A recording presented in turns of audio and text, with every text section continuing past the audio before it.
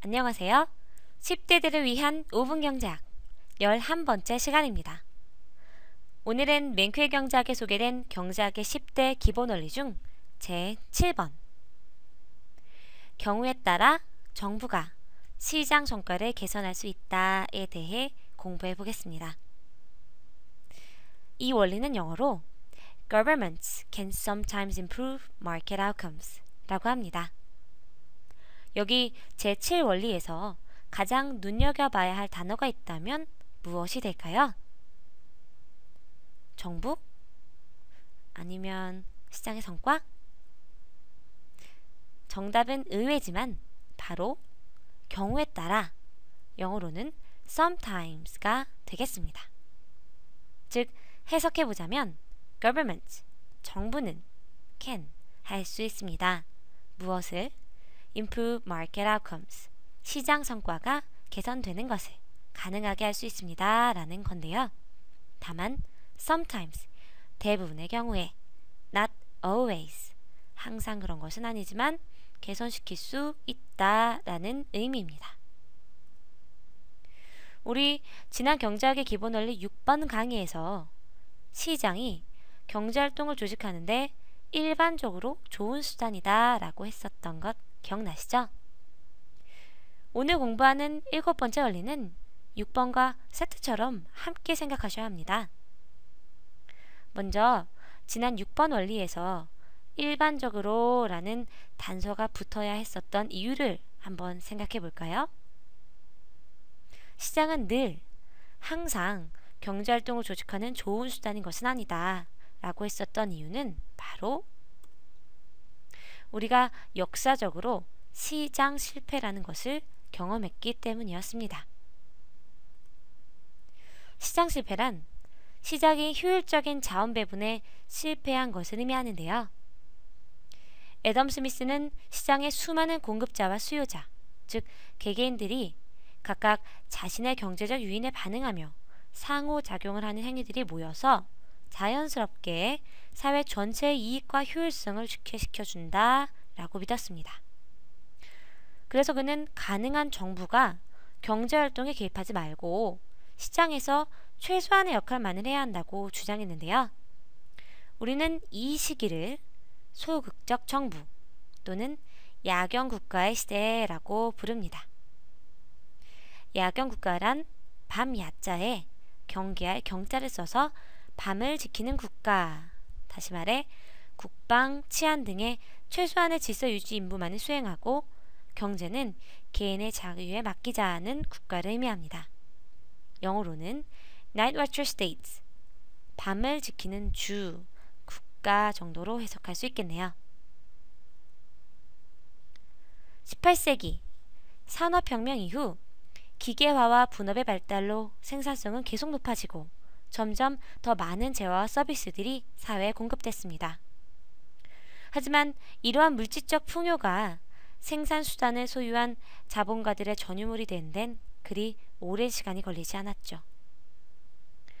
경제는 시장에 맡기면 된다고, 정부의 규제는 시장의 효율성을 떨어뜨리기만 한다고 주장했었던 시장 만능주의는 사회 대다수의 노동자들의 삶을 더욱 피폐하게 만들었습니다.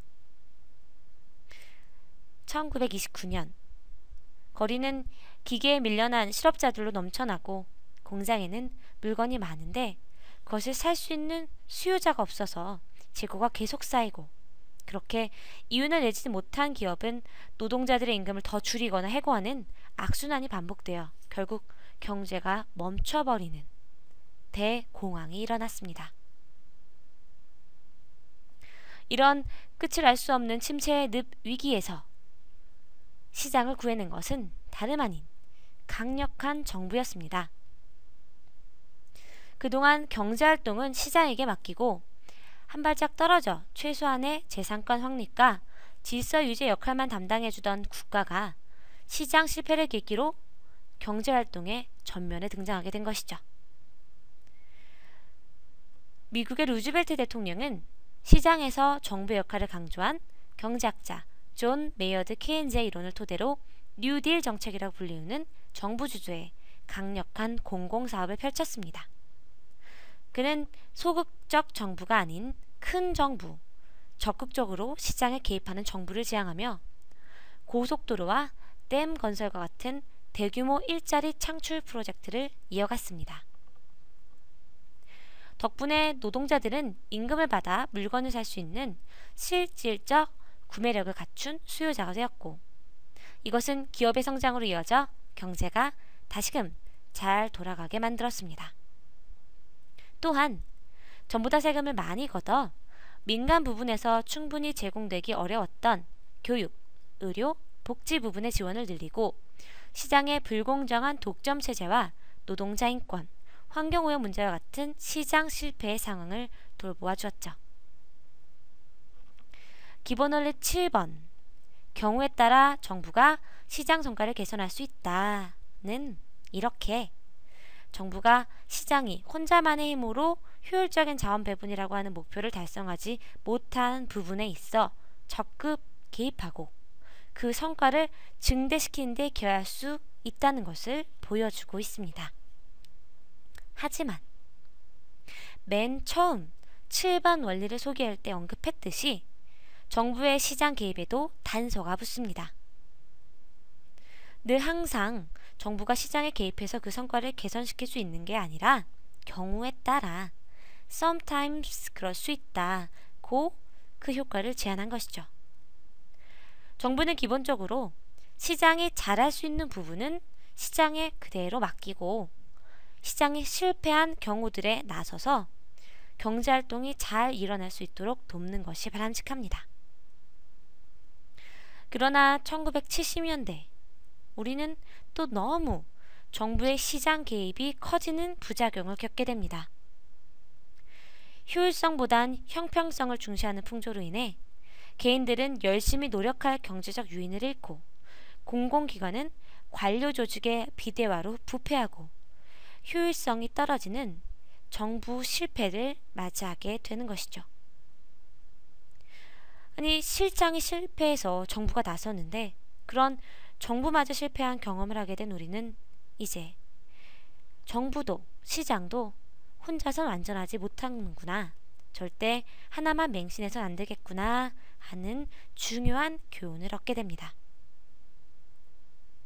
그에 따라 경제학의 기본원리 6번은 일반적으로 시장은 경제활동을 조직하는 좋은 수단이다. 7번은 경우에 따라 정부는 시장의 성과를 개선할 수 있다 와 같은 각각 단서가 붙는 주장들이 나오게 되었습니다.